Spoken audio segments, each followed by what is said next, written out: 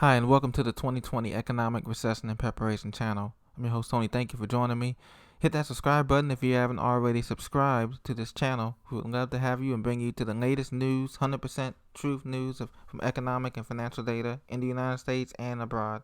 Today, I want to get right into it. Today, we're talking about small businesses and how, according to Yelp.com, it shows that 60% of small business closures due to this sickness pandemic are now going to be permanent, meaning that 60% of closures that you see on these main streets around the country, the business closures that they say we're going to be furloughed and we're coming back strong once we get into phase 2 or phase 1 or phase 3 of this so-called recovery, they're not coming back. And this is from Yelp data. Yelp on Wednesday released its economic impact report, revealing business closures across the United States are increasing as a result of the sickness pandemic. As of August 31st and September data, it shows that 163,735 businesses have indicated on Yelp that they have closed. Now, get this. This is an increase of 23% since mid-July. According to Yelp data, permanent closures have reached 97,966 businesses. That representing a 60% of closed businesses that it's just not going to reopen in this economy. Whether it's to safety concerns or social distancing concerns, or whether it's because the PPP, the Paycheck Protection Program, is ending and has ended, these businesses are closing doors for good. And it's not just malls and retail businesses. This is small mom and pop restaurants. This is other businesses too that are not going to be opening up in these cities. The cities are now becoming ghost towns. Not only are people moving out of the city or moving out to get a house, selling a family home to get cheaper rent in these cities like New York or LA or DC or Chicago or Houston, but in addition to monitoring closed businesses, Yelp also takes into account the businesses whose closures have become permanent. That number has steadily increased throughout the past 6 months.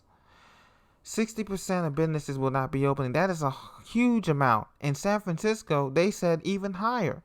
Their projections are 80% of businesses in downtown San Francisco districts will not be reopening as a result of the pandemic. Overall, Yelp's data shows that business closures have continued to rise, with a 34% increase in permanent closures since their last report in mid-July, says Mr. Norman, Vice President of Data Science at Yelp. Yelp's September report marks 6 months since the business crisis has begun and the economic crisis has begun with this whole thing. Yelp monitors changes in business hours or descriptions on this app, and it offers immediate localized view of the impact. So you would go on the app, you would see that this business is closed, and you can see it's closed for more than 2 weeks or 3 weeks. You realize that, oh man, it's not opening up again. Small businesses have taken a mean hit. We've seen this in the home sector, in the local sector, professional sector, and automotive services sector. Now, the recent businesses closed have been food trucks, 28% closed, clothing stores, 31% closed, gift shops, 40% closed, breakfast and brunch, 55% closed. And this has affected industries for those people in small businesses, independent contractors that are in lawyers, that are accountants, auto repairmen like mechanics. Their businesses have been closed down, small businesses, and landscaping businesses that have been closed down as well as a result. Those are the occupations and areas that have been most affected according to Yelp.com data report. The data supports a trend that most consumers are continuing to stay home over patronizing establishments physically, as home and professional services like landscapers, contractors, and lawyers see a much lower closure rate than clothing stores and even home decor businesses. Auto and towing services also reported a relatively low closure rate. Mr. Norman said, quote, consumers still need these services, though the rise of virtual consultations and contactless distant services have been particularly resilient during this time. During the past 6 months, restaurants, bars, and nightlife venues have been hit the hardest by restrictions. 32,000 restaurants have closed as of September the 1st.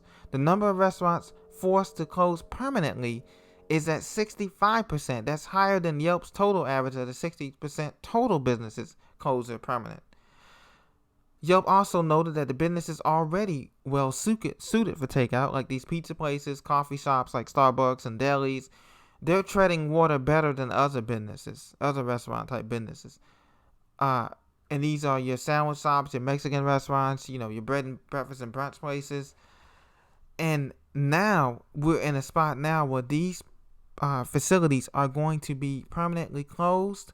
Some states were impacted by travel restrictions, and the states that were hit the hardest was Hawaii, California, Nevada, Arizona, Washington State. Hawaii's unemployment now is at 14%. It relies heavily on tourism. The East Coast was hit hard too as well. States like New York and LA, DC, Philadelphia, Pittsburgh, Baltimore was hit harder, as they've had closures too as well of main streets, and those who did not close had severely restricted hours. You go to the grocery store, it's from 8 a.m. to 8 p.m. They close early. No more midnight. No more 24-hour grocery stores. Banks restricted their hours. Hair salons, hair barbershops, all of that were closed or either restricted their hours. So that severely impacted this economy, and it will continue to impact this economy. And Mr. Norman said, while it's hard to say when we can expect business closures to stabilize, we've continued to see businesses successfully adapt to these uncertain times over the last 6 months thanks to their own hard work, innovation, and local policy changes. The problem comes, ladies and gentlemen, is that we've telling this before, we've preached to you this before on this channel, is that this is not going to be a short-term recovery. This is not going to be a short-term depression. We're looking at a long-term depression. And next year is when people are going to realize that the government, the cavalry, is not coming to save them with a stimulus check. The government is not coming to save them on the houses that they're going to be upside down on when this economy turns on a dime. And that's when the outrage, that's when the frustration is going to set in for millions of Americans. And that's when we need to prepare right now. We need to band together as families, as communities, as neighborhoods, get self-sustainable for food, water, clothes, medicine, cash on hand, gold, silver, cryptos, and other assets that we can control. We cannot control the closures at this point. This domino of small business closures is going to lead to larger business closures. As we know, this country is run by monopolies, okay? Monopolies like Walmart, monopolies like Amazon, monopolies like Apple. But what about the small mom and pop shops? What about the small businesses, which are supposed to be the backbone of America, but yet they're getting hit the hardest? We know the cavalry's not coming to save us. The government is not coming to save us. And so you can expect next year that it's going to be 80% of small businesses out, as the little man gets squeezed even tighter. And that's going to lead to civil unrest and a lot of other problems too that we'll talk about in a later video. So please get prepared, stay prepared. I'll talk to you very soon. Thank you very much. Be sure to subscribe and have a blessed day.